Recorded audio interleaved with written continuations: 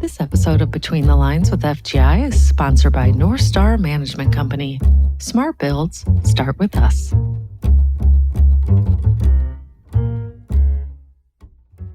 I'm a little bit giddy about the fact that ICRA, talking about all things germ and yuck, has ick in it when you say it. So It's funny.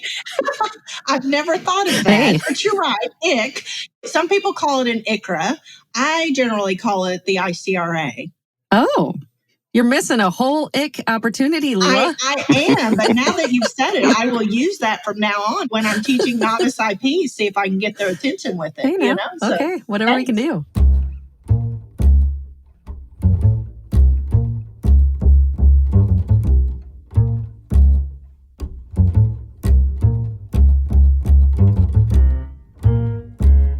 Welcome to Between the Lines with FGI, a podcast brought to you by the Facility Guidelines Institute.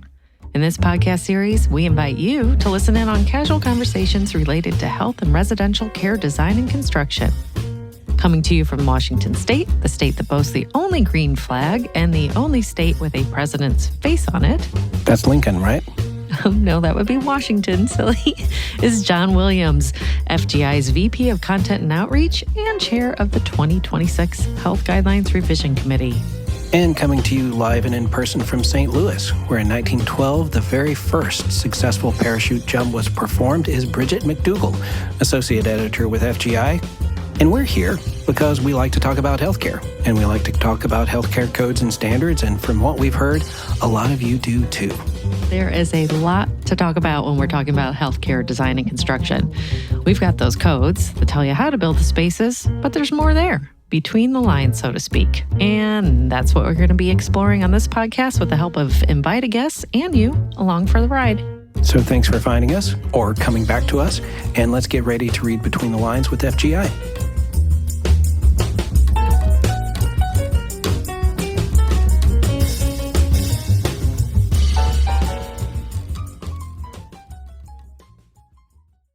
Hey, John. Hey, Bridget. We got a great guest today, Lela Luper, Manager of Infection Prevention and Control at the Chickasaw Nation Department of Health.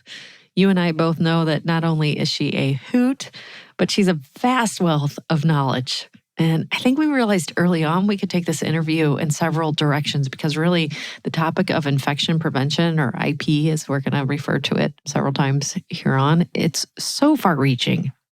Infection prevention is one of those touchstone issues in the guidelines, and how do we take something like that and narrow it down to just 30 minutes? So probably my guess is that we're going to be talking to Lela a lot over the next couple of months, but what are we going to talk about today? Well, before we sanitize our hands and check our air exchanges and buckle our seatbelts for whichever IP road we drive down with Lela Luper, it's really helpful to understand a couple of things about the guidelines documents themselves. Let's quickly do that through the lens of infection prevention. Sound good? Sure. Let's set the table. Okay, first thing, there are a lot of ways to keep healthcare environments safe, and it's important to remember the guidelines address the built environment, right? Not operational aspects. So that means the guidelines will tell you how many and what kind of sinks you should have, but the CDC will tell you how and how often to wash your hands. Exactly. And that's the classic balance between those things that are operational versus those things that are built. And many of the things that we intentionally design into those healthcare spaces are meant to do exactly that. And that's create an environment that makes it easier to operationalize safety. The second thing to keep in mind is how the guidelines are organized. Whether you're looking in the hospital or outpatient or residential book, you'll find part 1 in the beginning, and that has in it things that all facilities are required to do. Like perform an infection control risk assessment, or ICRA. Exactly. And then after that, skipping over the common elements for a second, you'll find chapters that are specific to certain facilities types. And I'm thumbing through the outpatient document right now, urgent care centers or infusion centers, endoscopy facilities, for example. And those chapters include infection prevention requirements that are specific to that type of facility. Right. And we were just talking about one of those examples in Chapter 2.10 of the outpatient document that talks about renal dialysis centers or in-stage dialysis centers. There's a requirement that says you have to have your fluid waste disposal sink located far enough away to prevent cross-contamination with your hand washing station. So you don't want all of those particles and droplets flying up and hitting those places where you have clean hands and you're touching things. And that makes sense. That's specific to dialysis. Finally, the chapter that I said skip over for a moment, the Common Elements chapter, or chapter 2.1, this is where the facility chapters will often tell you to go for things that apply to most facilities, like that hand washing sinks have to be in each room where hands-on patient care is provided, or that ice making equipment in public areas has to be the self-dispensing type, not the put your germy hands in there with the little nasty little scoop type. And a usability reminder here might be helpful.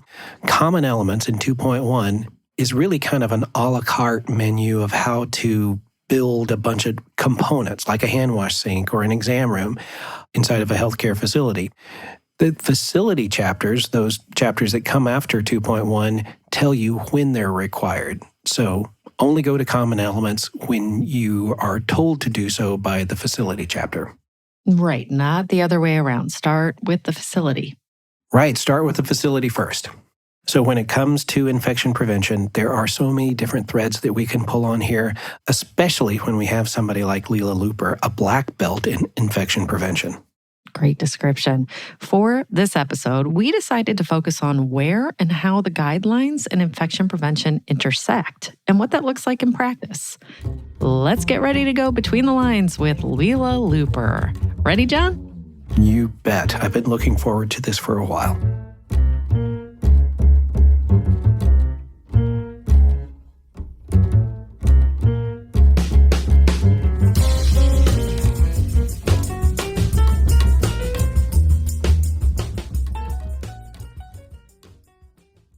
Welcome, Lela Luper. Welcome. Hello, everyone. How are you? Doing great. Good. Yeah, thanks for being here. John and I were talking about how tricky it is to narrow down a topic to discuss with you because infection prevention is mentioned so frequently in the guidelines documents, and rightly so, right? Because these are spaces where people go to get well, not to find themselves going to the hospital for one thing and then suddenly facing a very serious, life-threatening infection that could have been prevented. And when we talked to Doug Erickson in episode 1, he told us this story about aspergillus. Apparently, there was a hospital in California, and they were doing some sort of agricultural work next door, and the tractors plowed up some dust that had aspergillus in it. That got into the facility through any number of different openings, and people ended up getting sick. And in most cases, we breathe it in, every day. And if we're healthy, we don't have problems with it. But when we are immunosuppressed or have other comorbidities, that can be a real problem. I was working recently on a design project, and one of the architects wanted to add a wall hanging there that was this fancy textured kind of thing. And I spoke up about it. And when I did, they were like, "What's the big deal? This is not where inpatients are. We're not doing acute care here." I'm like, you can still have collection of dust, and within dust, you have aspergillus. It may not be in acute care, but this is an area where we still need to be mindful of infection prevention and control concerns and take those mitigation efforts to avoid that. So I'd like a smooth surface, smooth wall, please. Thank you. I didn't even know what aspergillus was until that story that Doug shared. So it makes me think, I'm not sure that designers and folks that are thinking about building spaces would necessarily have something like that on the top of their mind unless an IP was there to talk about it. You think that's accurate? Somewhat. I mean, over the last 10 years, I would say it's become more prevalent. While they may not know what the word aspergillus is, I do think they have at least an idea of what the risks are. Yeah, a lot of times we don't really even know it's there until we start looking at outcomes inside of facilities. I was working at an unnamed facility a couple of years ago, and they started noticing different outcome rates in a particular set of operating rooms. Those operating rooms happened to be on the outside walls, and they had some non-permeable wall protection on them. We pulled that wall protection off, and there was some significant microbial growth underneath. So, Ugh. Yeah, I've got another story if you have time for it. Yeah, we do. You know we do. absolutely. There were two people that had gone into this interventional radiology department and had central line placement. And they discovered that both of them ended up having an infection. When they went into the IR lab, they actually looked and recognized that there was a restroom in there. And then they went to the opposite side of the wall. They pulled the wall back and it was covered in mold. We use that example to talk about the unseen enemy. It's not easy to assess, but the clinical background of an infection preventionist is often to try to work and figure out, okay, we've got a cluster, looks like an outbreak. What are the commonalities? Identify what the organism is and then go looking in the environment. Could it be environmentally related? And in this case, it was. There was a leaky toilet basically leaking into the wall. Let's talk about some of the things that we can do in design. There's a couple of mechanisms in the FGI guidelines that we can talk about of how to watch out for things during that design process. Yeah. Yeah, in the last episode, the last two actually, we focused on one of those mechanisms, the functional program, right? It's that mechanism for getting all the folks at the table for input during that really early process. What is the infection preventionist role during that process of the functional program? So if the infection preventionist is included at the beginning, as we need to be, truly, that's where IP needs to be brought to the table, is during planning, during design, where that conversation's going on. What are we going to do in this space? How big is the space? What kind of patients? Population, what kind of services, all of that. That's part of our role at the very beginning and through the process of the functional program and the safety risk assessment, because as part of the safety risk assessment is that one piece, which is the infection control risk assessment that needs to be completed. And it clearly says in the guidelines that infection prevention and control need to be present at the table to do that. Right. If we're not there at the beginning and only brought in when it's time for the risk assessment, we've missed all of this good, healthy discussion that we really need. Absolutely. And you mentioned that ICRA. So the guidelines point out that the ICRA is part of that safety risk assessment, like you said. Right, editor? You've got a section and chapter and verse here handy for us to look at. Oh, I do. I'm waiting for this section 12-4211. For a hospital facility project to support safe designs, HVAC, plumbing systems, and surface and furnishing material selections, an infection control risk assessment shall be part of integrated facility planning, design, construction, and commissioning activities, and shall be incorporated into the safety risk assessment. There you go. And it talks about two different sections of the infection control risk assessment. And from my personal experience, many folks really seem to associate that ICRA with one of those parts. The infection control risk mitigation recommendations, those things that we do for construction. But they often forget to include the first part, which is the design recommendations, where you're actually looking at the layout of the space, where the hand wash sinks are, all of those things where, like you say, Lela, you need that infection preventionist presence there early on to be able to suss out those things. Can you speak to that? Certainly. I'm over here rattling my head, just like, yes, John, yes, you got it right. So, again, when you're talking about being at the table, that's when you can pick up on those conversations. I think about if you're going to have a pretty fur down, it may look pretty when you first build it.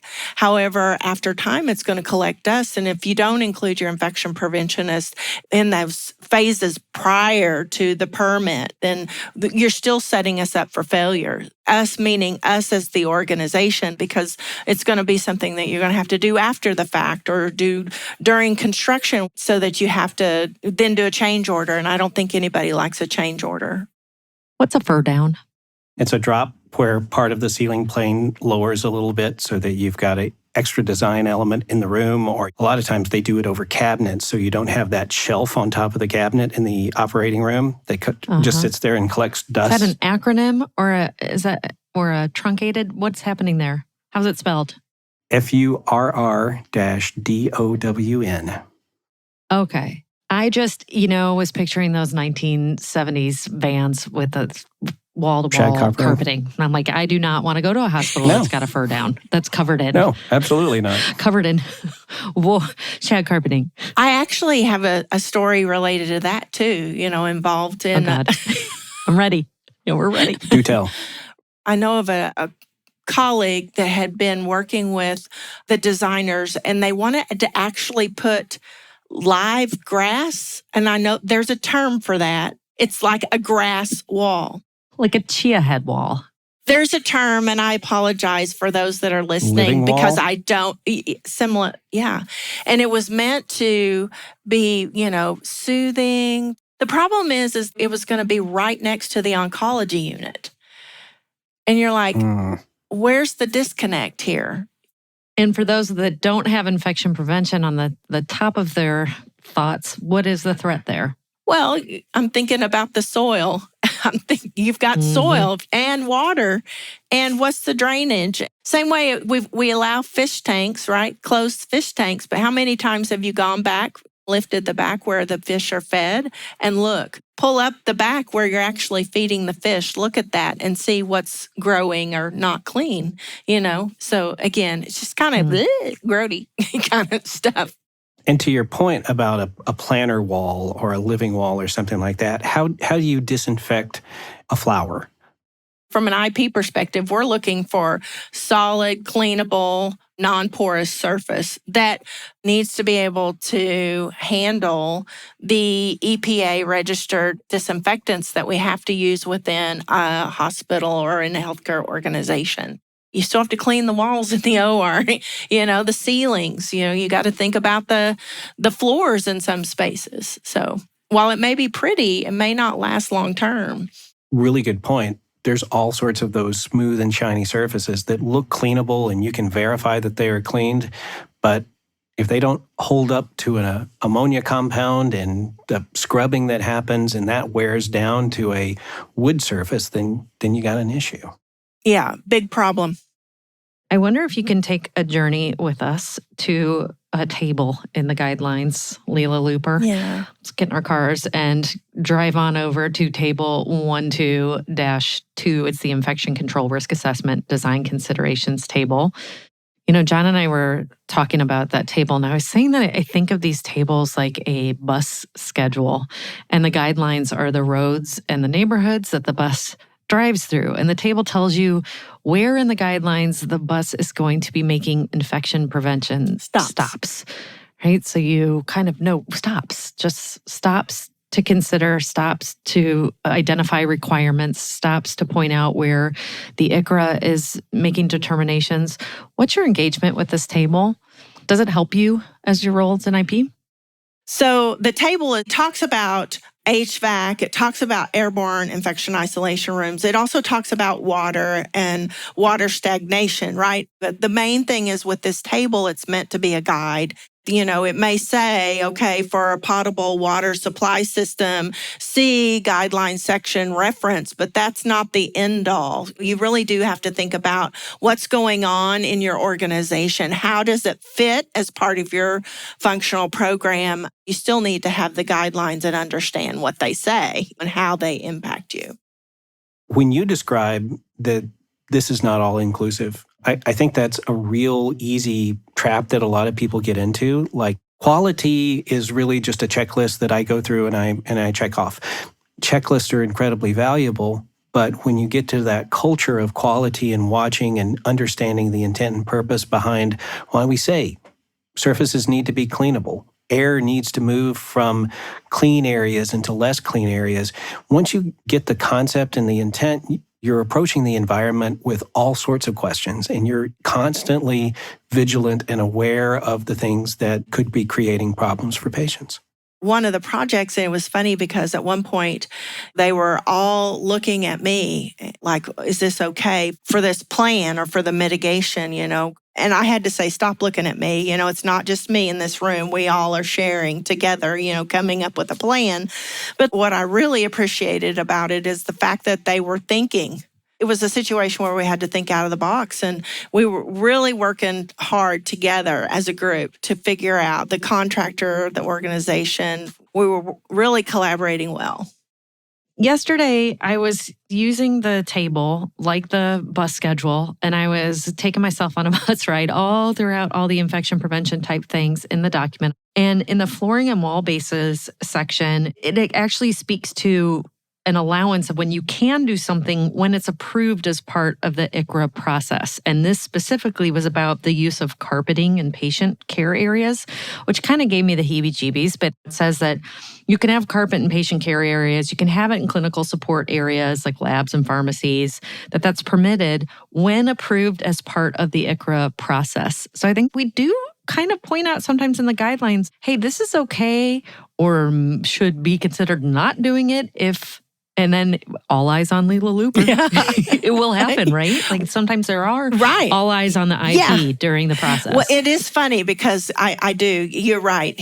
Carpet gives me the heebie-jeebies, especially when you're thinking about putting it down. And we had another area. We had a space that we put down. It was an exam area. They were doing feet, and they put carpet down.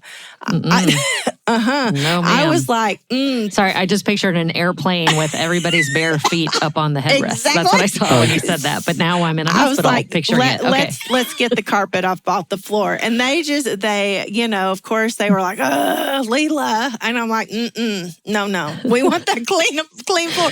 But truly, you're right. I mean, like if you're talking about a space where you're not going to have any blood or body fluid, it's really that part because you can't, carpet looks great. And if you do it in tiles, some people would argue with me, Lela, you can put it in tiles and it's easily picked up and you can replace, which is fine and all that. But then you also have to think about shampooing that carpet. And then when the water stays within the equipment that you're doing, you've got another stagnant water. I mean, there's a lot more to than just the pretty looks of carpet. You have to think about where you're actually using it and for what reasons and what is the function of that space. If the function of the space doesn't lend itself to carpet, then why are we putting carpet in it to begin with?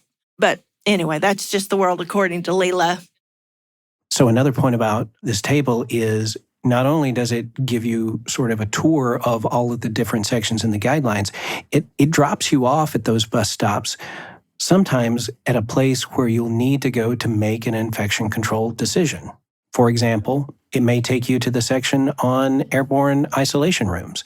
And in that section, it will talk about an anteroom, but it's going to prompt you to have some kind of conversation with your infection preventionist to determine if one is needed or not.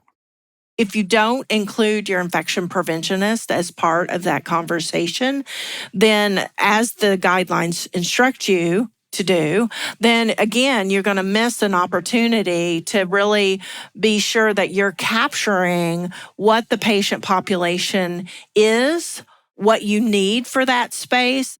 Is this a space that is supposed to be an airborne infection isolation room where the exhaust goes completely out of the building? Or should this just be a protective environment? Or are we trying to build a space that is both the combined airborne infection isolation room and a protective environment at the same time? The infection control risk assessment, looking at the guidelines, helps drive what's really needed, what kind of requirements are necessary to have, such as an anteroom. And really, that also helps you understand how you plan to operationalize the facility. Like if you've got a plan and you're used to doffing and donning protective gear outside in the corridor and you've got good experience doing that, then that's your plan. If you've had problems with it, that might be a point where your infection preventionist comes in and says, well, you might want to consider an alcove or a special anteroom to be able to make all of those things happen. And we have so many competing needs and competing interests inside of healthcare. We have the need for spaces to be quiet. We have the need for spaces to be cleanable. We have the need for them to be fire safe. All sorts of different risks inside of the environment that we need to mitigate. You're right, John. There's a lot more to it. From an IP perspective, you want lighting. You think about the lighting. If you have a lot of hanging down light fixtures, what are those? There's a great dust collectors. They can't be cleaned. And how often is someone going to actually get up there and clean? There's just a lot of different things to be thinking about. And if you don't include someone, your infection prevention and control representative, your, whomever at the table, then in my opinion, it's an error. So I'm getting the message loud and clear that infection preventionists are not always included during those early design conversations. Why do you think that is? That makes me think about whenever I'm teaching novice IPs. And honestly, when we talk about the risk assessment, everyone's really nervous about learning how to do the risk assessment. I'm thinking, why? This is not difficult. It's a step-by-step process. You follow the steps. What I find out and discover, in my mind, it's really just about, it's building a relationship. And I think if you don't have a relationship with your plan ops or your maintenance team, whatever your department or organization calls them, that's going to hinder the infection preventionist's ability to be at the table early. If you're seen as foe instead of a friend or a partner, you're not helping yourself either. You got to earn their respect. So, Lela, whose responsibility would it be to foster that relationship then? I think that's hard. That's going to be dependent on the individual that's in the infection preventionist role. At the same time, it's really important in my mind that if the architect and designer is working with construction, that they involve the IP, ask to speak to the infection preventionist, find out whether they're going to be at the table, include them in those virtual meeting invitations. Half the time we may not care about what's going on, but we can at least be listening for those times when we do need to speak up. I can imagine for some IPs, especially new ones, it could be pretty daunting to figure out how to go about inserting yourself into these conversations. What helps? So I think it's about how you present yourself. You need to go into it humble. Humble yourself and understand you don't know everything about construction. I learned those terms, base cove, what's a monolithic floor. You've got to spend some time learning from those people that do this work day in and day out so that you can speak the same language. Sometimes you can just say, this may sound like a really dumb question. I don't know what this is. But what is a fur wall or whatever you called it? Yeah. Fur What down. is a fur down? Yeah. Maybe it's reading the guidelines and you don't understand what a word means. And say, hey, could you tell me what this means? I don't really understand what this means. I'm also visual learners. My team has learned, it's not uncommon, let's go take a walk. We spend some time walking and we look at where we're going to put the barriers. We look at what we're planning on doing. And doing that together, again, builds that opportunity for us to just have conversation. We can talk about what's going on at home, what the dogs are doing. You end up learning about their life and again, build a friendship over time. When you do those walks, whether it be with an architect or an interior designer or somebody on your construction team, that gives them also the opportunity to try to understand what you're looking for. What do you see in the environment? Exactly. And when you're there in real time, you can look at actual situations and conditions and layouts, the three dimensions of the space, and really try to understand what's going on and where those risks are. So it's really kind of a 360-degree opportunity there. Exactly, John. I would say 10 years ago, a designer would have not asked for infection prevention, would have not even known who we were, or maybe if they did, it would have been awkward to try to have a conversation because they're used to talking construction language, right? And now the ability to be in, planning and design meetings and seeing a designer's eyes just light up whenever we're talking about IP stuff. That didn't happen 10 years ago. We're cross-training. Exactly. And to the point of I've got a third-party contractor that's already thinking ahead, going to tape up a barrier and realizes that's not going to hold well. We're going to tack it instead. Infection prevention never had to say a thing. They were already ahead. Again, I think that's a change that's happened over the course of time, but I also believe it's because of building relationships and all parties being comfortable and have an understanding, a better understanding of what infection prevention and control is. We are really work as a collaborative team. We are not there to say, thou shalt do so and so. Lela, we like to end each show by speaking directly to people new in their fields. What advice do you have for new infection preventionists when it comes to the guidelines? Teams are more willing to have conversation with you and respect you if you're seen as an advocate for them and as a partner to them rather than seen as someone that is rigid and not willing to have some conversation. There's a time and a place for which we need to be strict about what our mitigation activities are. Knowing when that time and place is crucial. And for everybody, that's going to be different depending on the scenario and the world in which they live. Well, fur downs, fish tanks, and everything in between. I think we've covered a lot of ground on today's show. Thank you, Lela Luper. Thank you so much, Lela. It's been fun. Thank you so much. Thanks for joining us for another episode of Between the Lines with FGI.